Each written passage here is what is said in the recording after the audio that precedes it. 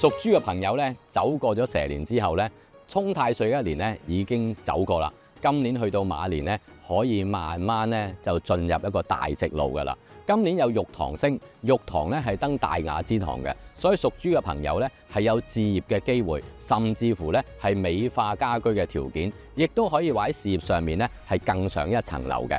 有月德星，月到中秋就分外明嘅，所以呢個女貴人咧特別喺農曆嘅7、8、9 3個月咧就特別旺嘅。如果有大事決定，屬豬嘅朋友咧可以考慮喺農曆7、8、9 3個月咧可以更加順暢嘅。喺凶星方面咧，因為有劫煞星，劫煞咧未必一定會遇到盜賊劫案嘅，但係財物損失咧就必然啦。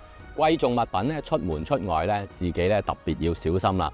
要着眼一啲，容易咧或者小偷光顧嘅。至於健康方面咧，屬豬嘅朋友有死符入命，咁又唔使咁擔心。死符咧係容易撞傷啦，或者意外咧令到你需要休養身體嘅，所以今年咧做運動嘅時候特別要小心嘅。至於財運方面咧，有小耗星入命啊，係代表小破財，所以今年屬豬嘅朋友咧係需要謹慎咧儲蓄嘅。想增旺健康咧，就留意流年咧西北呢個病位啦。盡量老人家小朋友唔好瞓喺西北位啦，亦都可以擺放咧開光嘅葫蘆啦，或者黑曜石、黑碧璽，甚至乎邊石都有助於健康嘅。